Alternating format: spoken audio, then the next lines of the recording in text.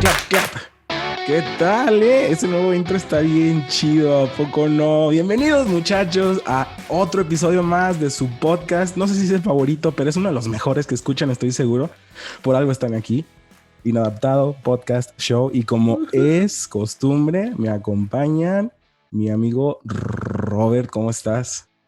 ¿Qué tal, Brian? ¿Qué tal, amigos que nos vuelven a sintonizar una semana más? Muy contento de estar aquí una semana más de este 2021, nuevo añito, todo bien, todo chill, al 100. Y hoy tenemos, hoy ya no nos acompaña alguien, entonces tenemos unas noticias que darles, unas buenas y unas malas. Oh my God. Hay cambios, muchachos, año nuevo, roster nuevo. La mala noticia es que pues nuestro amigo Fabián ya no forma parte de Inadaptado Podcast Show. Oh, shit.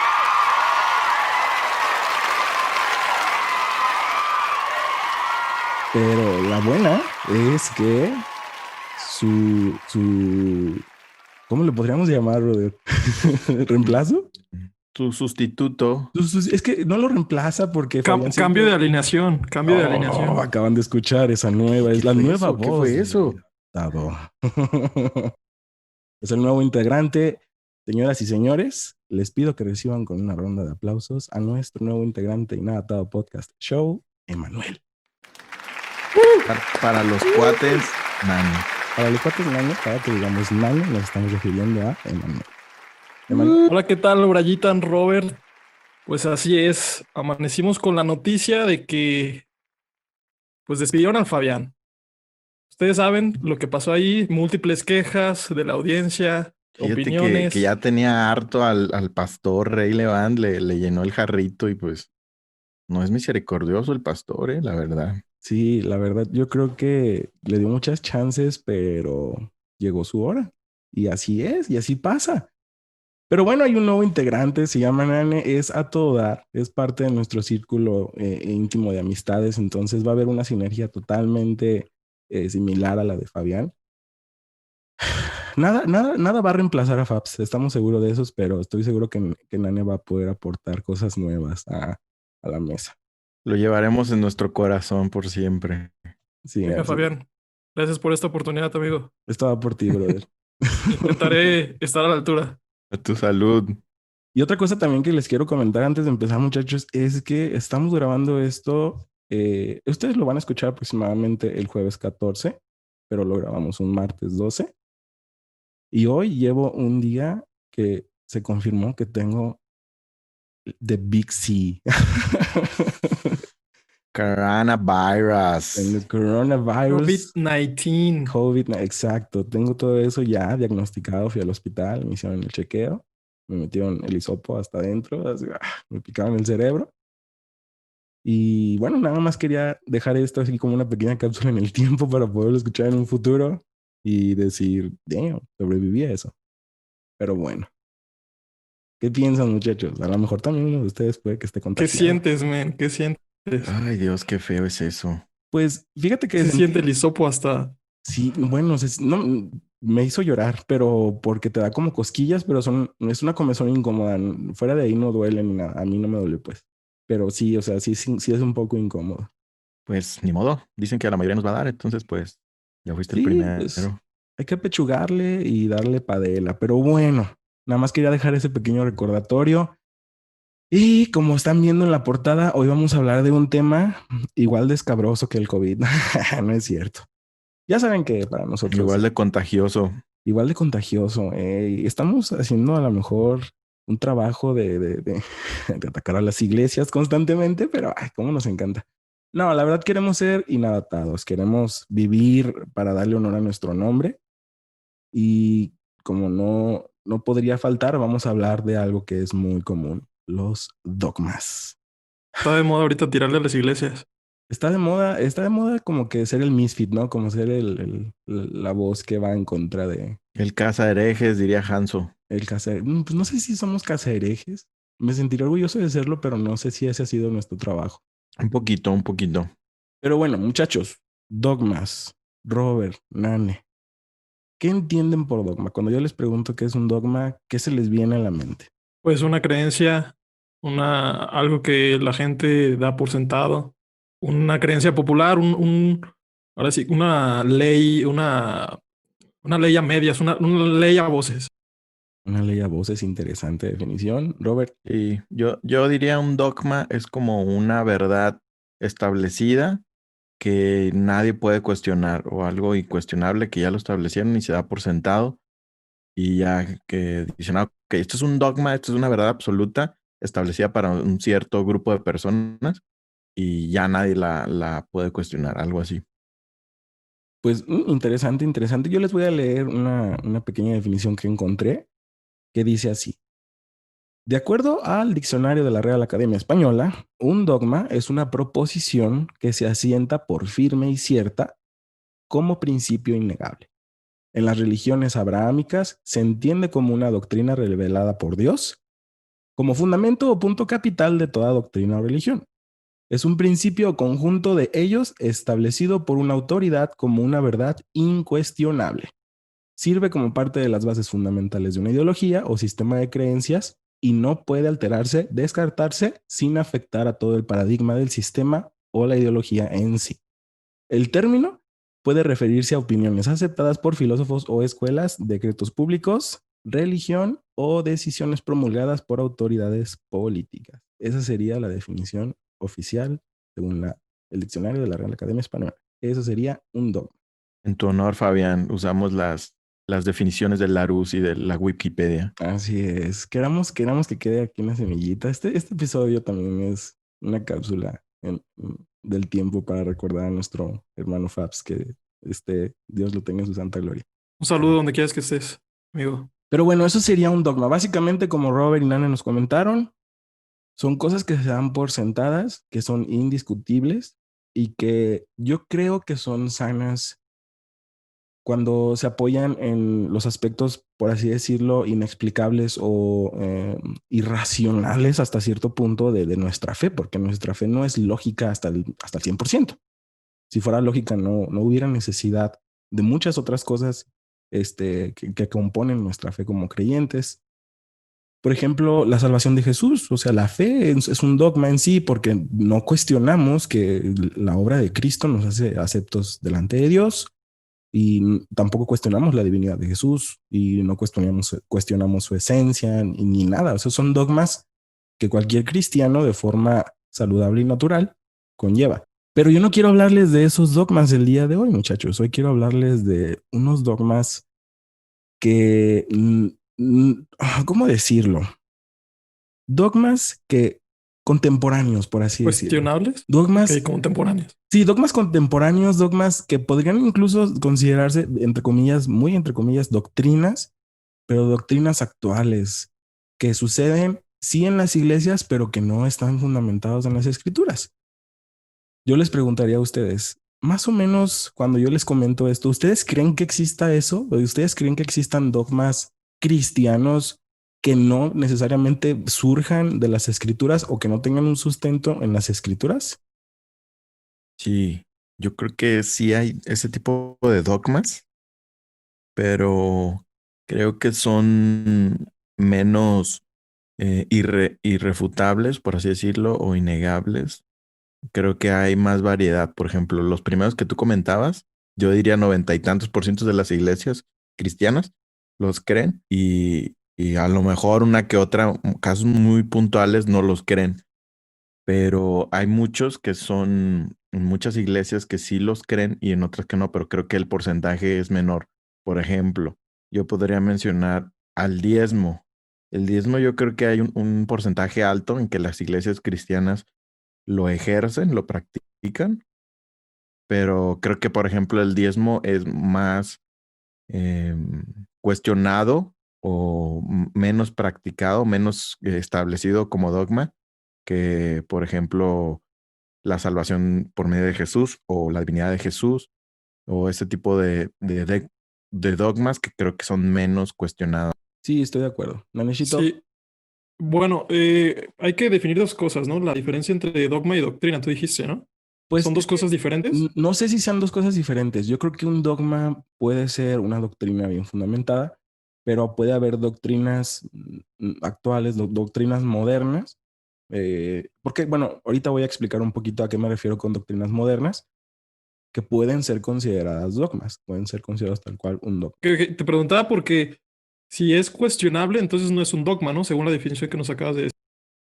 Ajá, en teoría sí, pero no es que no sea cuestionable porque no se pueda cuestionar. Por ejemplo, un ateo puede cuestionar pues la fe en Jesús, puede cuestionar la historicidad de Jesús y muchas, miles de cosas, ¿no? Pero para el creyente se acepta como una verdad incuestionable y se acepta como una verdad irrefutable. O sea, no hay argumento que le puedas presentar que lo pueda hacer cambiar de idea. Esa sería como que la idea del dogma. Algo que se incrusta en tu corazón y que no importa qué argumento te puedan presentar, tú como creyente piensas que de no existir esa idea, tu sistema de creencias se desmorona. Y yo creo que sería como dogmas más locales, ¿no? Algo los que podemos discutir o a lo mejor más cuestionables, dogmas más locales, por así decirlo, ¿no? Que se creen en una cantidad menos totalitaria de las iglesias que esos dogmas más establecidos, que esos mismos dogmas son como tal lo que definiría el cristianismo, ¿no? Seguidores de Cristo, alguien que cuestione o trate de negar a Jesucristo como alguien que nosotros tenemos que seguir o con su existencia, la salvación, la divinidad, todo eso que se menciona. Alguien que lo cuestione o que lo refute, pues ya saldría de la caja del cristianismo, ¿no? Son dogmas que definen como tal el cristianismo, aquellos que no vamos a discutir. Sí, sí, entonces lo que entiendo es como que hay dogmas que si yo no creo lo mismo que tú, prácticamente no somos de la misma religión, ¿no? Y hay dogmas que si yo no creo que tú, lo mismo que tú, podemos convivir. Sí, podría ser eso una idea. Mira, básicamente lo que yo quiero discutir son tradiciones de iglesias que se toman como dogmas. A lo mejor cometí el error de darle por hecho ya o dar por sentado que son dogmas en sí, pero no, Ok, sí, sí, sí, va. vamos a hablar de eso. De hecho, tengo una lista de algunas ideas que se me vinieron a la mente, pero no quisiera como que enclaustrarme solamente en esas ideas. Si yo les preguntara eso, a ver, ustedes cuando piensan en una tradición en una iglesia que se convierte en un dogma, que se le da el peso de un dogma, que se le da el peso de una doctrina, ¿qué se les viene a la mente? Yo tengo una lista y ahorita vamos a tocarlas así como que lo más ágil posible para tratar de llegar a cubrir todas, pero así por encimita, sin empezar a abordar en cada una. Si yo les digo eso, ¿qué se les viene a la mente? Pues a mí, como ya lo mencionaba, el diezmo. El diezmo es para mí un claro ejemplo de dogma que se ha adoptado con el tiempo y creo que es de uno muy antiguo. No sé desde qué punto se establecería en la iglesia cristiana moderna, por así decirlo, porque estoy seguro bueno, al menos en las cartas paulinas no se habla de diezmo, se hablan de ofrendas, pero no se habla de que estén dando el diezmo. Entonces no sé en qué punto alguien dijo, voy a agarrar esto, que sea esta práctica judía del Antiguo Testamento y ya la voy a establecer como una práctica recurrente en las iglesias, pero ya tiene un ratote.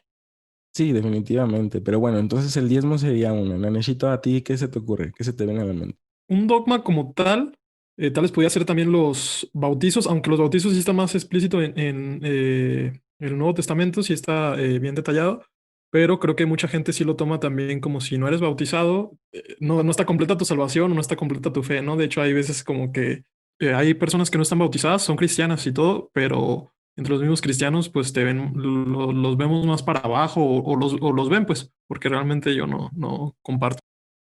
Ok, Sería perfecto. como el enfoque que le dan al bautismo, ¿no? Puede ser que un enfoque en cuanto a superioridad espiritual o hasta salvación, que algún grupo de cristianos tenga ese dogma de ver el bautismo como en ese enfoque, creo que podría ser un dogma. Sí, en ese nivel realmente sí podría llegar a ser un dogma. Pero bueno, están muy interesantes esas ideas, ¿eh? Tengo algunas aquí y se las voy a ir compartiendo y ustedes me dicen, ahora sí vamos a empezarlas a abordar lo que alcancemos de una forma ágil, pero para mencionarlas todas, igual si nos sobra tiempito, volvemos a alguna que les haya interesado. El primero, híjole, me van a quemar vivo. El primer dogma que yo considero, ¿no? Sin al éxito, pap. La iglesia como un organismo espiritual. A ver si se entiende eso tal cual. Ok, A ver, ok. desarrolla la idea. Ok, la iglesia como un organismo espiritual en el sentido de atribuirle al edificio o atribuirle al lugar o a la congregación un poder tal cual espiritual, santificador, y de cierta forma cierta autoridad. Y de ahí pueden surgir enseñanzas como la de no te dejes de congregar, o si dejas de ir a la iglesia, el diablo te va a empezar a acechar, te van a venir pensamientos impuros. Entonces diario ya se hace una ley, se convierte en un dogma el estar asistiendo constantemente a la iglesia como un organismo espiritual. ¿Qué piensan? ¿A favor? ¿En contra? Yo la verdad pienso que hay un principio verdadero en cuanto a eso que mencionabas, pero tiene uno que ser muy cuidadoso de saber entender ese principio y aprovechar lo bueno que hay en el principio de congregarte.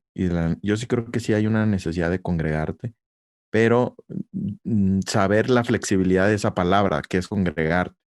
No tiene que ser precisamente los domingos, ni tiene que ser precisamente a una hora establecida. O sea, creo que te ayuda el sistema como está ahorita, te puede ayudar porque ya se organizó una hora en la que todos los creyentes van a cierto lugar, ¿no?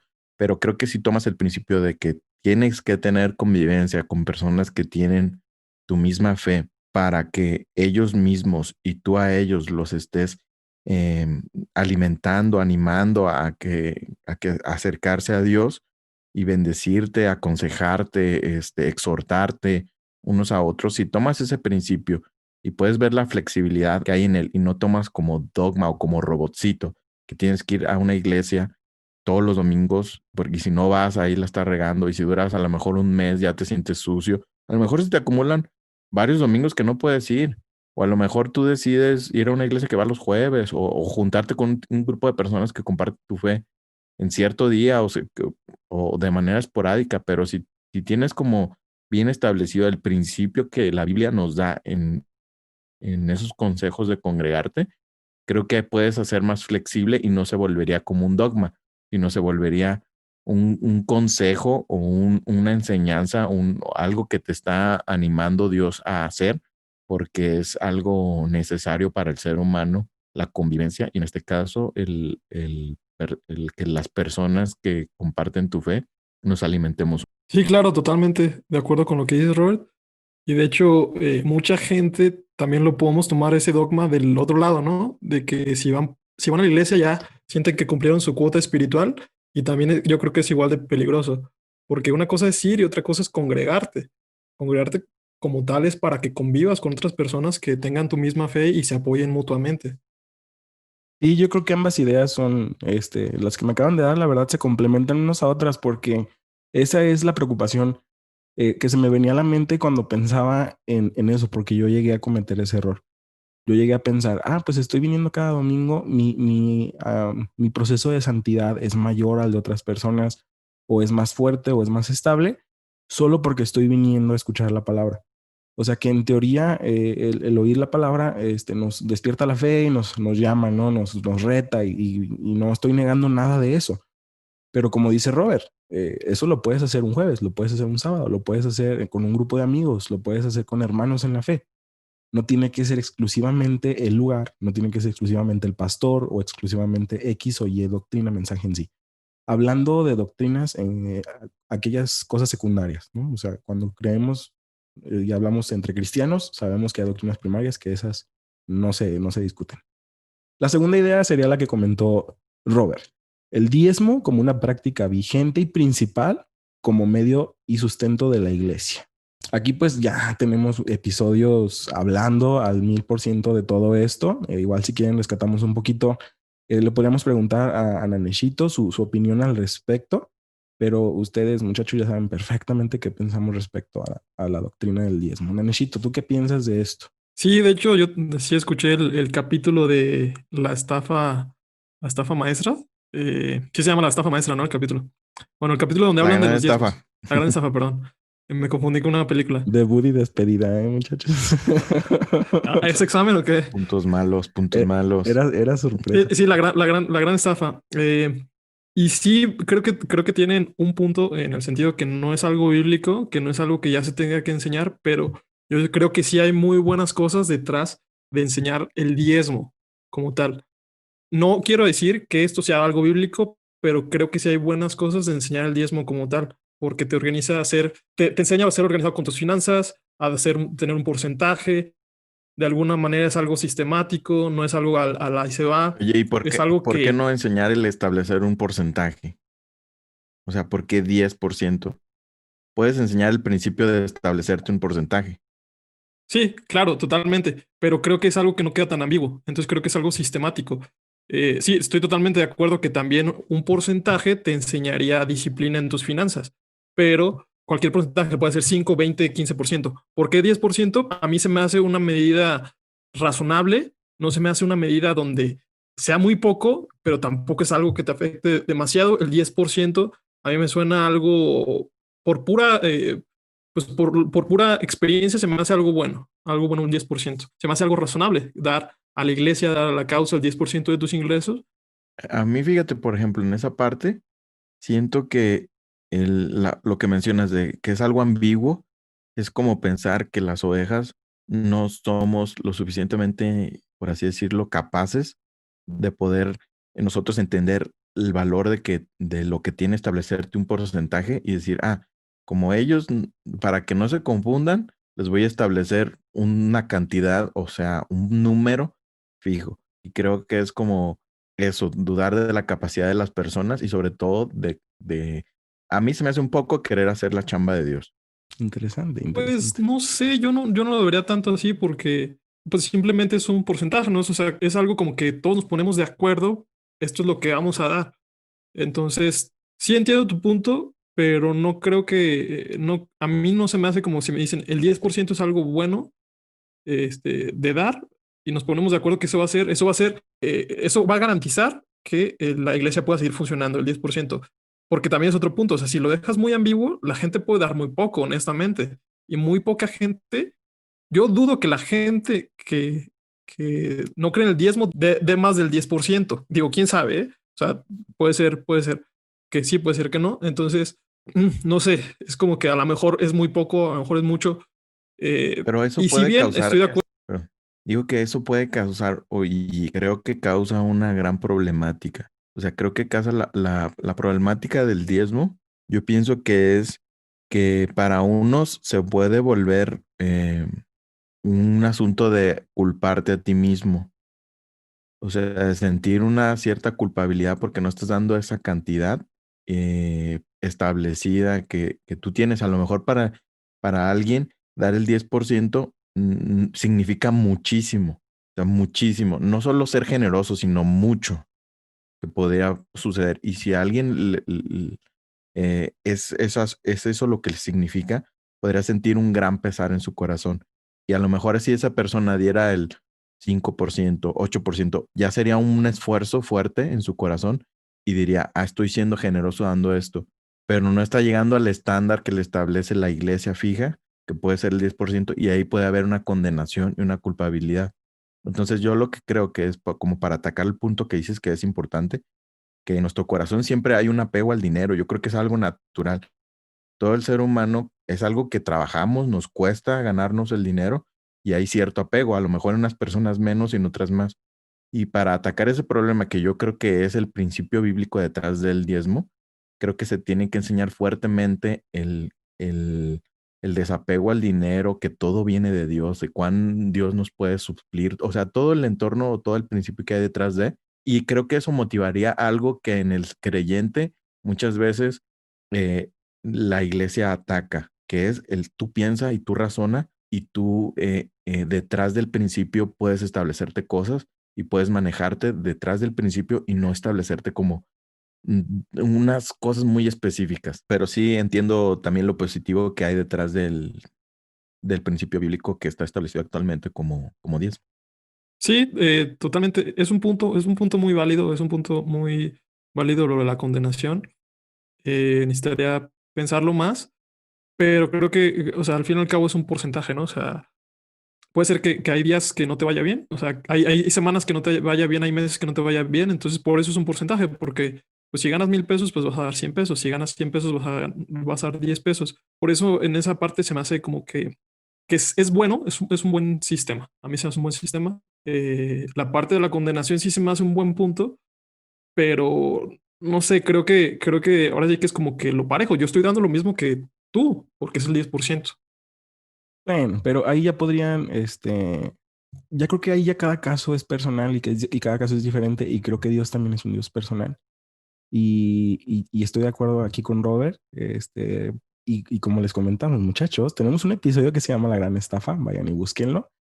Ahí ahondamos al 1000% en todo lo que es esta doctrina, pero vamos a seguir adelante. Por eso no opino mucho de respecto a este punto en específico, porque ya tenemos un episodio bien desglosado al respecto. Otro dogma que a mí, híjole, no sabía si dejarlo como un punto del que sigue o mencionarlo aparte, pero lo que acaba de decir Robert también se me hace interesante. Es que son difíciles porque no te das cuenta de qué tan arraigados los tienes.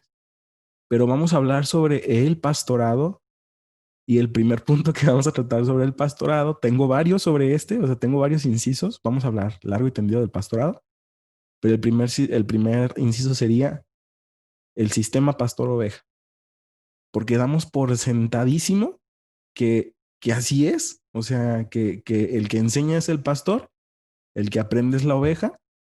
Y como dice Robert, lo que nos dicen nos tragamos. Y nos dicen 10%, pues nos dijo 10% y ahí vamos. Y hasta los pastores hacen la broma de que, ¿verdad que sí, ovejas? Y háganle así, ve, y ahí vas de menso a hacerle me como ovejita. Entonces, creo yo que eso se toma del Salmo 23, del Señor es mi pastor y que Jesús es el buen pastor. Hay otros versículos que nos hablan de eso, pero Jesús es más que nuestro pastor, es nuestro Salvador, es nuestro Mesías, es nuestro Maestro. Entonces creo yo, y esto es como que mi opinión, eso sí es algo que necesito expresar y aclarar, que no está mal que utilicemos esa representación. Lo que siento yo que está mal es cuando utilizan esa representación para como, aplicar una autoridad humana sobre ti y decir es que yo como soy pastor, por ende se da por hecho A, B y C. Tú que eres oveja, tú estás tonto, tú no sabes, entonces ahí es donde yo le veo el problema. Más o menos Robert ya habló un poquito más de eso, pero dense muchachos, ¿qué piensan de esto? Mira, yo creo que es un buen sistema. Creo que en la vida siempre puedes tener o deberías de tener mentores. Como tú dices, el problema es cuando se abusa, el problema es cuando pues ya empiezan otro tipo pues, de aprovechamientos, ¿no? De empezarse a aprovechar de las ovejas, de manipularlas, de querer controlar cada aspecto de la vida. Pero creo que sí es muy bueno tener un consejero, un mentor, un maestro, alguien que te pueda guiar, pero que realmente sea así, ¿no? No como ahorita en las iglesias muchas veces pues es muy difícil hablar directamente con el pastor, y sobre todo en mega iglesias, ¿no? Entonces se va desvirtuando un poco el propósito para lo que fue creado el pastor desde mi punto de vista, ¿no? O el puesto, si se puede decir de esta manera, el ministerio de pastor, pues. Pero fuera de eso se me hace un buen sistema como tal. Y ya. Roberto, ¿qué piensas? Yo creo que el hecho del el pastor como tal es bíblico, creo que es correcto que esté el pastor, pero creo que sí tenemos que redefinir aquellos puntos que hacen que sea desvirtúe, tanto redefinir qué es el pastorado y ver qué factores hacen que un pastor se pueda desviar. Y yo creo que uno importante es que como seres humanos siempre tendemos a que cuando alguien nos dice piropos, el ego está ahí. Es natural que nuestro ego se hinche, se inflame. Y también como seres humanos tendemos a dar piropos. O sea, eso es natural también. Cuando vemos a alguien en un puesto alto, que está haciendo bien las cosas, alguien que es admirable, por así decirlo, que vemos que enseña bien, que tiene los reflectores, tendemos a idolatrarlos. Esa es nuestra naturaleza. Entonces, si ya sabemos que nuestra naturaleza es esa, creo que se deberían de establecer puntos muy específicos para atacar esas partes. Entonces, a lo mejor tratar de quitar los más reflectores en lugar de ensalzar a una figura como tal, tratar de diversificar ese punto de atención, ¿no? A lo mejor con muchos pastores, que no sea siempre uno el que predique, ¿no? ¿Por qué tiene que ser uno solo siempre el que predique, ¿no? Hay más personas con sabiduría, no solamente una persona es el que tiene el monopolio de la sabiduría. Entonces podría ser ese uno, podría ser mostrar mucho más vulnerabilidad. Yo creo que falta que los pastores se muestren a sí mismos más vulnerables, que traten de deslindarse ellos mismos de ese foco de atención, de idolatría que puede estar sucediendo. Entonces, creo que hay puntos que deberían de ser mucho más marcados en un pastorado para atacar esos problemas que por naturaleza todos los seres humanos tendemos a caer. Y estoy de acuerdo porque realmente ahorita yo creo que los pastores están fallando de dos maneras. O bien se quieren convertir en rockstars, que es algo que ya hemos mencionado, quieren ser influencers y dejan de predicar por convertirse en influencers, o sea, se preocupan más por su apariencia en redes sociales y en sus grabaciones que en la esencia de sus mensajes, o bien todo lo contrario, por llevar un buen mensaje, por llevar una buena palabra, se convierten en figuras de autoridad máxima donde ahora resulta que ellos no se equivocan y nunca hablan de sus fallas, nunca hablan de sus errores y empiezan a tomar autoridad sobre tu vida personal de una forma que a mí me asusta. O sea, mucha gente depende al 1000% de lo que su pastor les diga que hagan o no y abandonan de voluntad propia su criterio para abalanzarse a cualquier cosa que el pastor pueda decir, porque ha sido tan efectivo lo que ha enseñado que luego entonces ya no necesito pensar, ya todo lo que necesite el pastor me lo va a resolver y se van de lleno a idolatrar a una figura. Entonces lo quise poner así como que el primer puntito porque en sí misma la autoridad que se les da a ellos como seres humanos creo que es desmedida y bueno, puedes decir, estoy seguro que ahorita, es que el pastorado es bíblico, dirán algunos, pero también los maestros, también los profetas, también los apóstoles y demás, o sea, y son figuras que cobran un segundo término tanto en el sistema de jerarquías como en el sistema de ganancias, porque los pastores, hasta donde yo tengo entendido, pues son los que más ganan en una iglesia. Son los CEOs. Ajá, son los CEOs, o sea, no son rockstars, pero sí son CEOs de sus propias empresitas y la iglesia, o sea, esa iglesia que no es la bíblica, ya se convierte en su startup, en su pequeño emprendimiento y todo se revuelve a ellos como figuras o de autoridad o de popularidad. Entonces, ese sería el primer punto, la autoridad del pastorado. Segundo punto, llamado irrevocable. Va de la mano, o sea, va de la mano con la misma jalada, pero traen el rollo de, es que si Dios te da el llamado es irrevocable. ¿Y a qué me Y refiero de con? herencia, ¿no? También que se Ajá. herede. Ah, ese es otro Eso punto. también es Ese algo es que no otro entiendo punto. nada. Ni yo, o sea, Ese es otro gran tema. sí, sí, sí, o sea, podemos hablar de los dos si quieren. El llamado irrevocable, que se hereda, o sea, y no solamente se hereda, también se transfiere. Si te casas, tu esposa ya es pastora. Entonces, eso se me hace extraño. ¿Qué onda con eso? O sea, si tú te equivocas, por más que sea irrevocable tu llamado, hay mucha gente ahorita en muchas iglesias que está haciendo cada barbaridad y por la falacia y la falsa doctrina de que el llamado al pastorado es irrevocable, siguen allá arriba y siguen enseñando y enseñan puras porquerías, pero como tienen llamado irrevocable, se dan grasa. Y pues bueno, ¿ustedes qué piensan, muchachos? Platíquenme. Yo creo que puede haber algún aspecto positivo en eso del llamado irrevocable. Lamentablemente creo que puede ser que se use más o menos igual lo positivo y lo negativo, no sé, pero creo sí puedo ver el lado negativo del llamado irrevocable, que te puede dar como una tendencia a tú decir, pues Dios ya me llamó para tal cosa, hacer tal cosa, y yo vivo mi vida como un papalote, hago y deshago, que al cabo mi llamado ahí va a estar, ¿no? Entonces eso, lamentablemente el ser humano tendemos siempre a abusar de las cosas, aunque el lado positivo que puedo ver acerca de eso, el llamado irrevocable, la verdad, no estoy muy letrado en esta doctrina, entonces no sé si tiene sustento bíblico o no, pero lo que puedo ver positivo es que cuando, por ejemplo, si Dios te llamó a hacer algo, algún ministerio o emprender algo en su obra, y tú puede ser que te desvíes del camino de Dios, que estés en una situación pues deplorable o que estés mal y que alguien te pueda llegar con una palabra de aliento y decir, ¿sabes qué? Es que Dios te llamó, tú aún puedes cumplir el propósito que Dios tiene para tu vida, que eso también es algo que habría que hablar, un tema muy, muy también ahí ambiguo, pero puede verse como desde un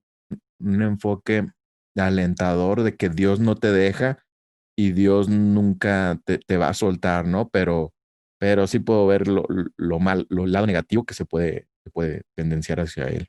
Sí, claro, de hecho hay una frase que dice, ¿no? El poder tiende a corromper las cosas. El poder absoluto corrompe absolutamente. Se me hace que aplica en muchas iglesias, porque si le das el poder total a una persona, pues siempre tienen un poder, ¿no? O sea, el ser el pastor es un poder, es una figura de autoridad, y inevitablemente se va a corromper si no sigue si no él mismo se pone ciertos candados, ¿no? Como por ejemplo tener un equipo de pastores, un equipo de consejeros a su lado, un equipo de ancianos, alguien incluso que esté más arriba que él. Entonces, creo que si los mismos pastores no están conscientes de su lugar en el que están, del poder que pueden tener y que los puede corromper, inevitablemente van a acabar como pues, muchos ejemplos que tenemos hoy en día, ¿no? Y estoy de acuerdo.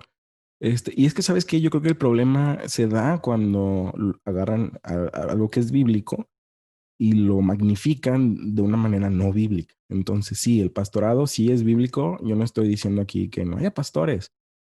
Sí, tienen una chamba muy difícil también. O sea, no estoy diciendo que nosotros como congregación seamos unas tantas ovejitas, pero creo yo también, o sea, partiendo desde cómo se maneja la iglesia actualmente, las cosas no empiezan a cuadrar porque en sí mismo hay cosas desde la raíz que no están bien. Entonces, yo creo que no debería de existir una oveja que abandona su razón, así como no debe existir un pastor todopoderoso, que por cierto, gran frase lo de poder absoluto. Pero no debería existir un pastor todopoderoso que nunca se equivoca y que quieran respaldar eso con la Biblia. Y pues va de la mano, bueno, no sé si haya mucho que hablar al respecto. Yo creo que si mencionamos específicamente lo de la transferencia de pastorado cuando te casas con tu esposa, yo no quiero como que menospreciar a la mujer en ningún sentido, pero creo que si una persona tiene una preparación y un desarrollo para llegar de A a B, estás capacitado para ser un pastor. Hay seminarios, escuelas y hay un proceso muy largo para llegar de ser un aspirante a ser un pastor.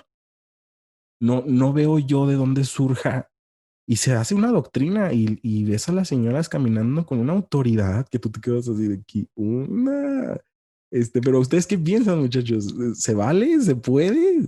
¿Que te cases con una mujer y ya es pastora? ¿Y si te divorcias, qué pasa? ¿Ya deja de ser pastora? ¿O qué rollo?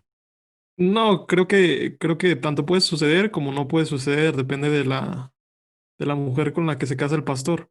Creo que hay mujeres que sí tienen el llamado a ser pastoras y se casan con un pastor, pero yo creo que en muchas ocasiones no sucede así y por pura herencia, por pura sanguínea, por pura, pues ahora sí que por puro ¿Por que se apellido? casaron con esa persona, con el pastor, por el puro apellido exactamente, pues se convierte automáticamente en la pastora y realmente la escuchas predicar, hablas con ella, no tiene vocación de servicio, entonces es cuando ahí realmente te cuestionas y no, yo creo que ni siquiera te lo cuestionas, ¿no?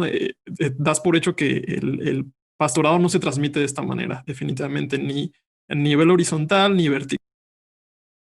Y yo creo que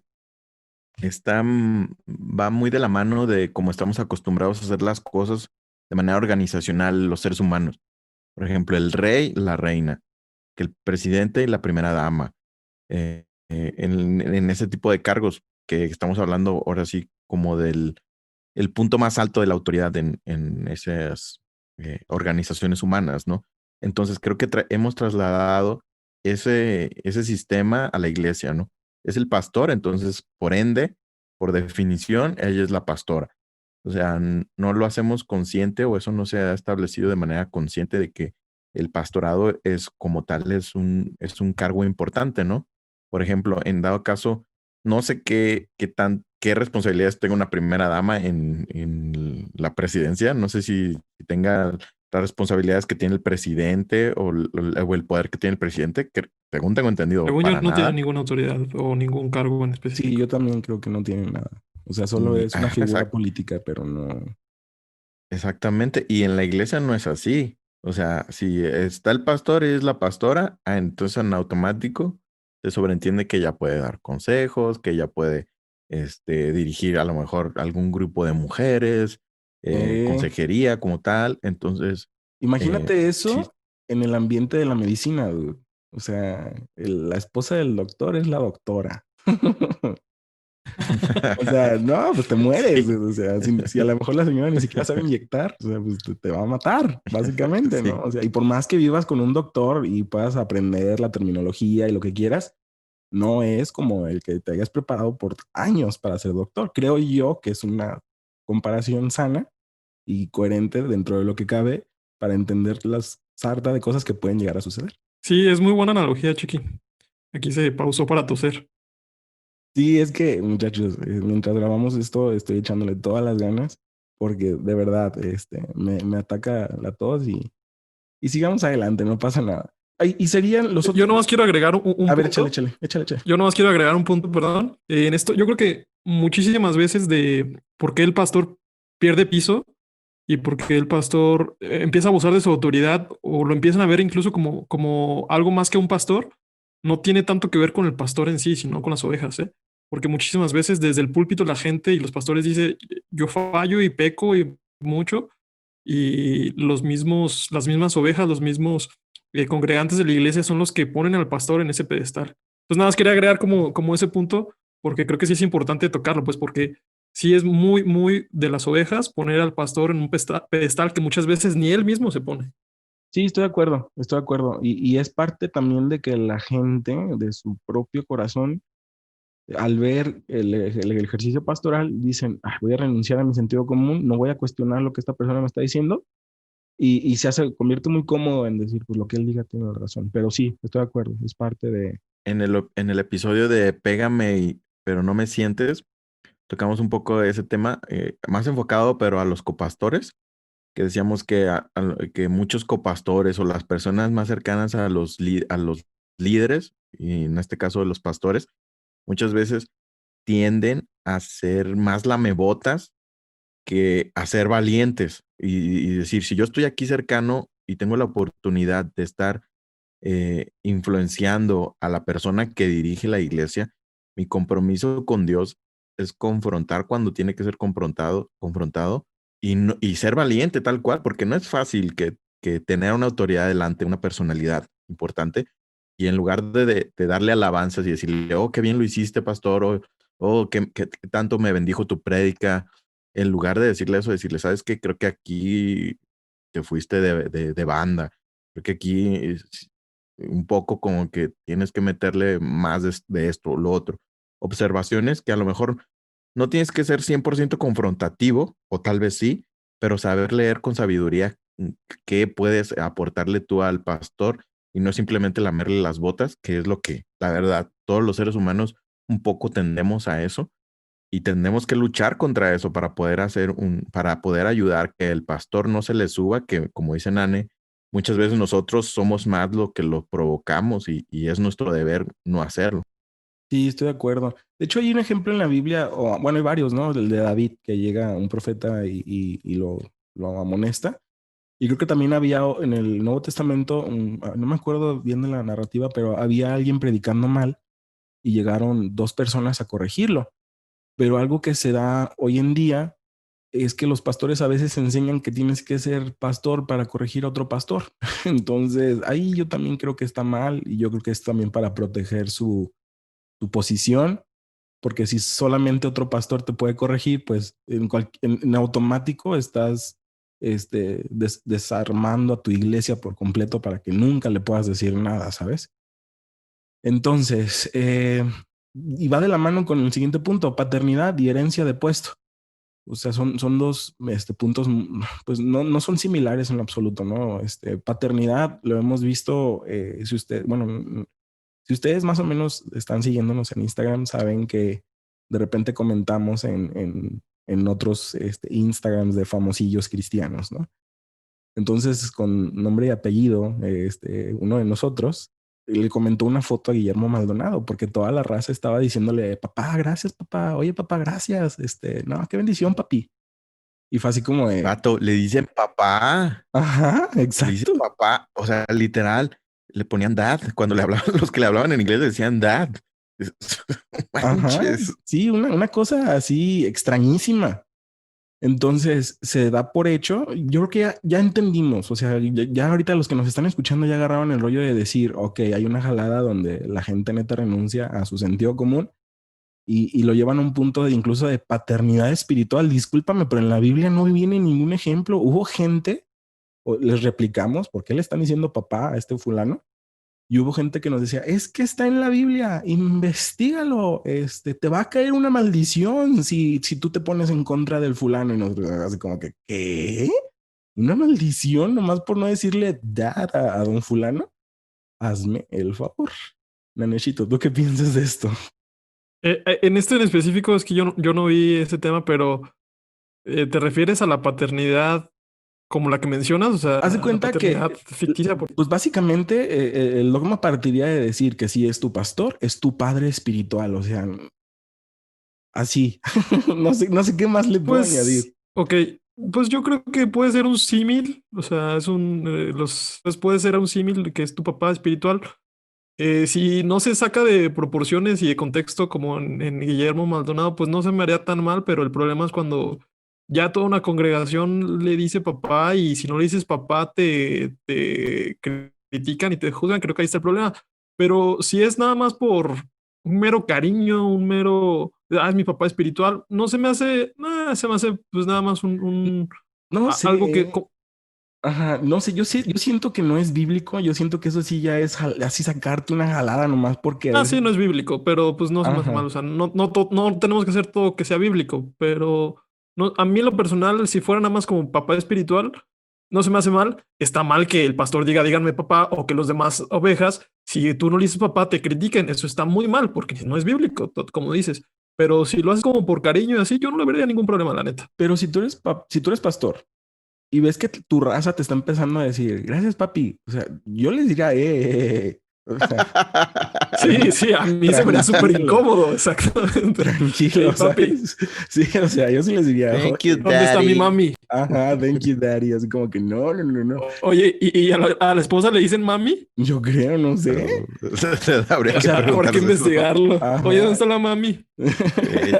Ya suena ahí como que estás siendo ahí sucio, no sé, o sea, que estás siendo muy atrevido de decirle a la mami y a la pastora. Sí, Sí, sí, sí, sí, sí, suena sí. O totalmente sea, imagínate un atrevido. fulano de 50 años diciéndole a la esposa del pastor, thank you, mami. O sea, no manches. O sea, está extraño. Big Pero Mama. es que volviendo un poco, también lo que es que puede haber implicaciones en la figura de un papá, ¿no? O sea, yo es ahí donde le veo el peligro. Porque un papá depende de cómo tengas tú la figura paterna en tu mente. Entonces, a lo mejor sí, o sea, considerar papá a alguien es pues que lo tienes que obedecer, ¿no? O sea, cuando vives bajo el techo de tu padre, lo tienes que obedecer. Ahora sí que por dogma, volviendo un poco circular esto, pero entonces, si tienes la figura del pastor como tu papá, lo vuelve todavía más infalible, menos vulnerable. Entonces, puede haber implicaciones un poco peligrosas el asumir tanto que mi papá, que puede ahí. De hecho, esto Mm. de papá espiritual, yo lo había escuchado, pero no al pastor como tal, sino a la persona que te trajo a los pies de Cristo. Al menos así lo usaron mis papás. Él era mi papá espiritual, fue la persona que lo invitó y le habló de Dios. Eso es así como yo veía que era un papá espiritual. Y creo que no es bíblico, ¿no? Según yo, No, no es tampoco es bíblico algo. Sí, bíblico, no, pero, tampoco es. pero Creo que fíjate, podría ser alguien que te guíe, te disipule o que te agarre, o sea, que esté al tanto de ti. Puede ser seguir siendo tu hermano, que lo veas como una figura de hermano mayor, a lo mejor. No sé. Sí, si nos ponemos un poco más técnicos de los roles de la familia, creo que sí sería lo mejor el hermano mayor. Sí. Porque sí, como dices, el papá lo tienes que decir sí o sí. Sí, y fíjate, estoy más de acuerdo que existiera algo así como lo que hizo Nane, aunque no sea bíblico, porque ahí sí se entiende perfectamente que es algo de cariño, ¿sabes qué? Él me presentó el evangelio, es mi papá espiritual, pero nunca vas a ir con fulano. Por ejemplo, si Nane a mí me predica, yo no voy a ir con él y lo que Nane me diga, ay, sí, Nane, o sea, no, pues a fuerzas, pues lo cuestiono, o sea, porque lo veo como un igual. Entonces, si tú Sí, le estás compartiendo a tus amigos y tú te conviertes en su papá espiritual, pues siempre te van a ver como un amigo, no te van a ver como una figura de autoridad. a lo mejor ahí es como cuando ya estás casado, ¿no? Ya es tu papá, pero pues tú ya estás casado. Para no obedecerlo totalmente. Ajá, bueno, no sé, pero en fin. El- Sí, ya. La verdad yo no le veo tanto problema, pero Ay, bueno, puede causar cosas graves, pero bueno, siguiente punto, muchachos, la herencia de puesto. Este es el último del pastorado y al final nada más es otro más con 2 puntitos.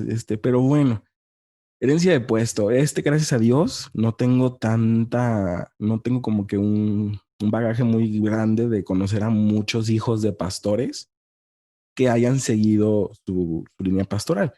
Tristemente es uno muy sonado el que conozco, que es el hijo de Cash Luna, Diego Luna. Y pues este chavito, dentro de lo que cabe, ya no anda diciendo las jaladas que decía su papá, pero no sé hasta qué punto. Por ahí hay otros hijos. Yo creo que en los pastores relevantes sí se está empezando más a ver esto, Sí eh, hay, sí hay. que de repente el hijo ya empieza a tomar la batuta del papá y tú te quedas así como de, y espérate un poco, o sea, nomás porque eres el hijo de Luna o de otro, entonces ahí sí yo digo, ¿qué de onda? altavoz. De altavoz? ¿De bocina? ¿Qué piensan, muchachos? Sí es común, o sea, yo tengo muchos ejemplos de que sí es bastante común que el hijo del pastor sea el siguiente pastor de 3, 4, 5 generaciones. Entonces, sí es de cuestionarse, la verdad, cómo se maneja eso, ¿no? Porque ¿quién designa el pastor? Normalmente el anterior pastor se vuelve como un negocio familiar, sinceramente. Sí, Y Sí, se vuelve una monarquía. O sea, no es una república, esto es sí, una una monarquía. nobleza también, porque de repente el hermano del pastor, el cuñado, el tío, el primo tienen puestos en la iglesia mucho más de lo que personas no relacionadas familiarmente con el pastor. Sí, a mí sí se me hace también un poco, no lo encuentro lógica y me salta cuando hacen eso. Pero yo les pregunto, ¿de qué otra manera se puede hacer? Sé que hay muchas, o sea, no es una pregunta tricky, sino, pregunto ustedes cómo lo harían, cómo proponen. ¿en qué sentido de Eh, si mi hijo quiere ser pastor? cómo elegir al siguiente pastor? ¿Cómo elegir al siguiente pastor? Pues no sé, o sea, primero que nada tienes que tener un buen liderazgo donde te estés replicando en alguien más. O sea, todo lo que tú Sí, sabes, sí, sí, pero ¿quién enseñarlo. elige al siguiente pastor? Pues, o sea, Pues lo que yo me refiero es, ¿quién elige al siguiente pastor? ¿La iglesia? ¿Un consejo? O sea, ¿cómo sería lo A mejor? lo mejor como un estilo congreso que hubiera, que creo que en algunas iglesias sí hay, que son como Los copastores, ¿no? no son, les llaman de alguna manera Los ancianos. los ancianos, en algunos, otros les llaman como comisiones o algo así. Sobre todo lo he escuchado más en iglesias gringas, que tienen como una Sí, mesa sí, sí. directiva, por así decirlo. Entonces De ellos hecho, toman más Perdón, decisiones en que los Greenleaf pastores. salía eso, ¿no? Ajá, en la serie de Greenleaf, que si no la han visto, amigos, se la recomendamos. Se llama Greenleaf, está en Netflix y narra acerca de toda una historia detrás de una mega iglesia gringa. Entonces, a lo mejor se me hace que ese podría ser un buen sistema, el tener como muchas personas en un comité y que no estén relacionadas, que cada persona que se una no esté relacionada de alguna manera, mínimo sanguínea. Yo creo que mínimo sanguínea debería de evitarse que Y que estén no haya relacionadas para que. familiares en el Congreso, ¿no? Ajá, exactamente. o que tenga la misma preparación que tú llevaste, ¿sabes? O sea, no solamente porque ya tú eres pastor, vas a trepar a tu hermano, a tu esposa, a la esposa de tu hermano, y todos con el mismo apellido, y ahí ya como dicen ustedes, ya se hace una monarquía, y ya, o sea, no sé, tal cual creo que se desvirtúa mucho heredar el puesto o traspasar el puesto solo por tu apellido.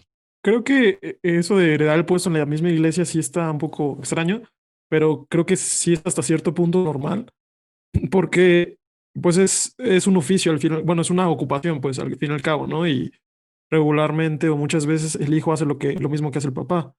Entonces, a lo mejor sí es como entendible que si eres hijo de pastor, pues tú también seas pastor, que claro, no tiene que ser una obligación o un dogma como se hace, pero sí es un poco entendible. Y es bastante común, tristemente, como aquí comentan mis compañeros. Pero bueno, ahí, y yo creo que estoy seguro que hay más puntos, pero sigamos al siguiente. Dejamos el pastorado de lado.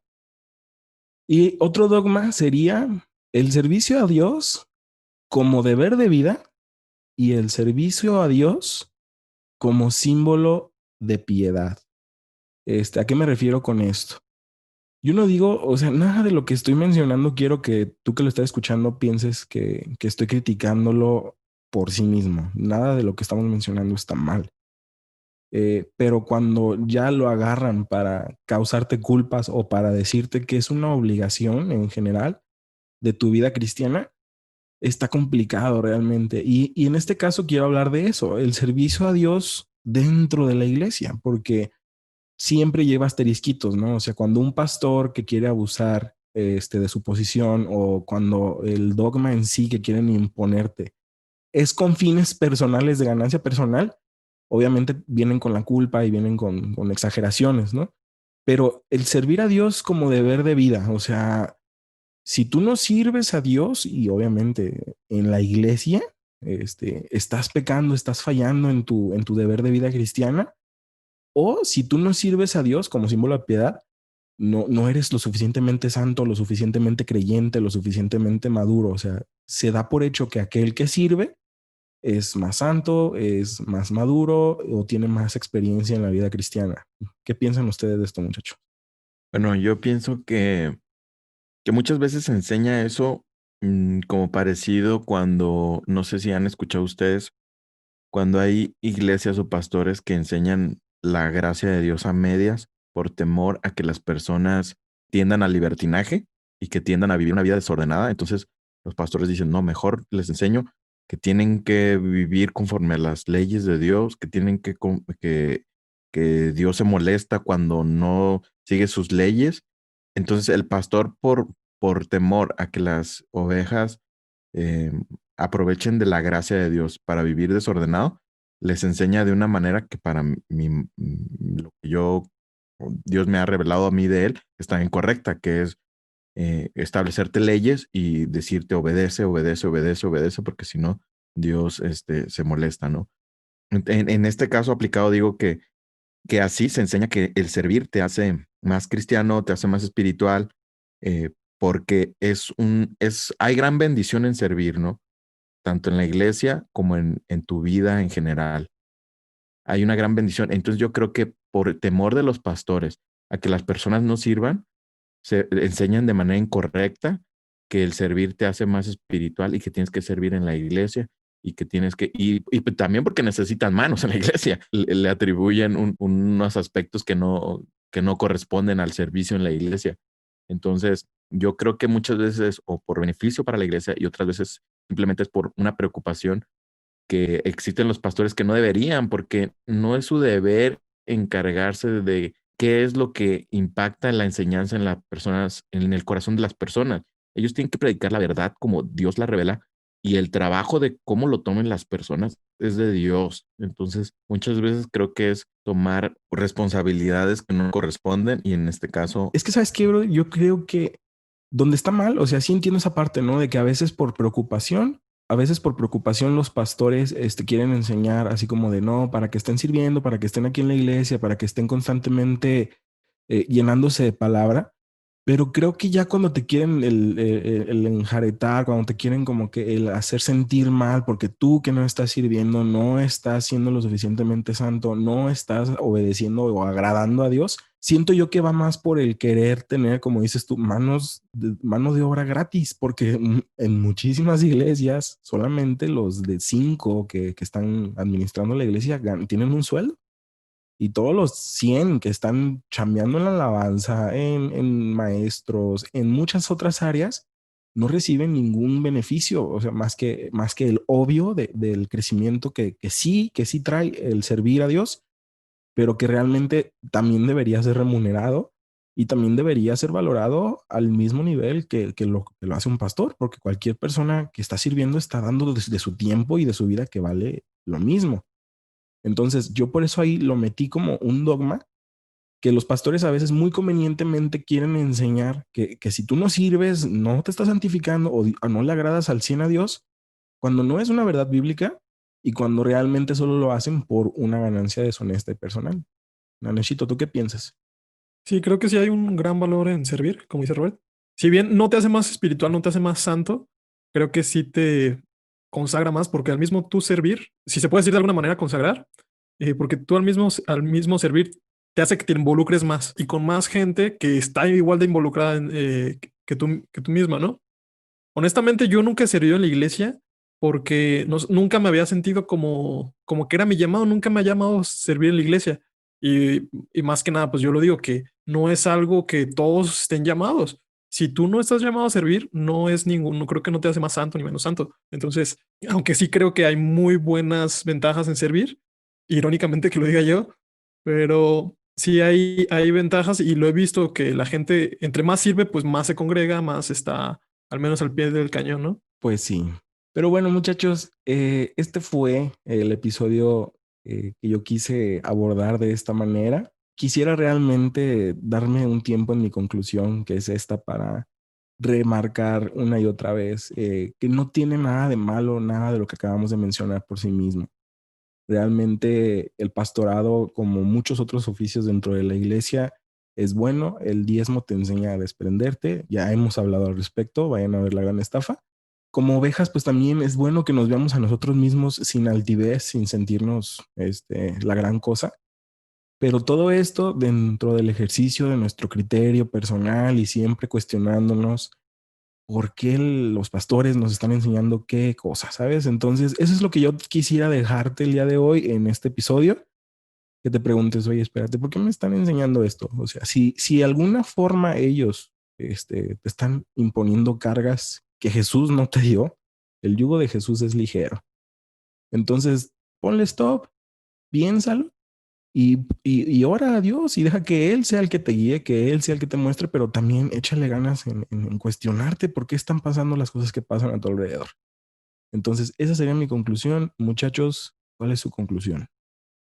Yo creo que tenemos que tener mucha empatía para los pastores, porque digo, hablamos mucho de los pastores, porque yo siempre me lo he pensado, si yo estuviera en el lugar de tal o cual persona, ¿yo haría las cosas diferentes realmente? ¿Quién sabe? Entonces, creo que sí tenemos que tener mucha empatía, pero eso no quiere decir que no los juzguemos o no pongamos en tela de juicio lo que dice, lo que hace, porque si no, pues estaremos cayendo en otro problema, ¿no? Pero simplemente pues con empatía, porque muy probablemente nosotros haríamos lo mismo y muy probablemente muchos de los que criticamos nosotros mismos ni siquiera tengan malas intenciones realmente, simplemente pues así hicieron las cosas. Estoy seguro que uno que otro sí es muy descarado, pero muchos otros hacen cosas malas o a la luz de nosotros son malas, pero realmente no creo que tengan una intención maquiavélica detrás de esos actos. Entonces esa sería mi conclusión. Nada más empatía para los pastores, sin llegar a otro extremo de no poner en tela de juicio lo que dicen. Simplemente es tener sentido común. Ok. Mi conclusión es que es bueno y es positivo criticar a la iglesia. Hay un, hay un episodio que acabo de escuchar de nuestro amigo Yesaya Hansen en su podcast Uh, Armadillo que se llama Primer Amor, se lo recomiendo. Nuestro Y también le recomiendo el episodio que tenemos con él, con Yesaya. armadillo Es el inadaptado. episodio, ¿qué? Armadillo Adaptado, creo que es el 16 o el 14, por ahí está. Y es muy bueno ese episodio. Él menciona que es positivo criticar a la iglesia, que mismo Jesús criticó la iglesia, pero para poder nosotros criticar la iglesia, tenemos que también amar a las personas que son parte de la iglesia como Jesús las amaba. Entonces él, amando a la iglesia, podía criticarla de manera constructiva. Entonces, revisar siempre que con nuestra crítica sea constructiva, sea positiva, sea con el afán de no de destruir y simplemente de criticar, sino de aportar algo en amor para la iglesia que somos todos nosotros. Entonces, Mi conclusión es esa, que es bueno y es necesario que todos estos dogmas los analicemos, los pensemos, por qué los creemos, por qué los seguimos, qué hay detrás de ellos y los cuestionemos y a lo mejor los reafirmamos y los seguimos creyendo y los seguimos siguiendo. A lo mejor no, a lo mejor los cambiamos, los cuestionamos y ya no pensamos en eso y ya no seguimos esas conductas o esas creencias. Entonces, siempre es bueno meditar en todo lo que creemos, por qué lo creemos. Y creo que es uno de los grandes propósitos que tenemos aquí en Inadaptado, ayudarlos a ustedes y a nosotros mismos a plantearnos por qué creemos. ¿Por qué creemos lo que creemos, verdad? Pues muchachos, extrañé la pelea del Fabián constante que esté ahí. No, brother, pero yo esto, yo lo otro. La verdad, amigo. Y nos gusta la machaca. Te vamos a extrañar, Fabián. Gracias por habernos acompañado tantos episodios, hermano. Estaba por ti. Este fue el episodio número 36 de Inadaptado Podcast Show. Cuídense mucho, respeten la cuarentena, quédate en casa y gracias por habernos escuchado. De verdad, muchachos, no está padre esto del COVID. Gracias por habernos escuchado. Respeten la cuarentena, bola de irresponsables. Sí, por favor, no hagas lo que Brian hace. Tú que vas en tu carro, ahorita nos estás escuchando y vas a una reunión, no, regrésate a tu casa, por favor. Platícales, Chiqui, lo que puede pasar si no se regresa. Sí, por favor, no lo hagan, amigos. Regrésense, y quédense en su casa, cuídense mucho. Y pues bueno, el próximo episodio espero ya estar muchísimo mejor y traerles más sorpresas. Entonces, cuídense mucho, síganos en nuestras redes sociales, estamos en Facebook, en Instagram, en YouTube, estamos a punto ya están escuchando esto en YouTube, entonces no ocupo decirles nada. Y pues bueno, síganos como Inadaptado Podcast Show y cuídense mucho, muchachos, nos vemos en el episodio número 37. ¡Hasta luego! ¡Ánimo! ¡Quiero! Fabián 2.0.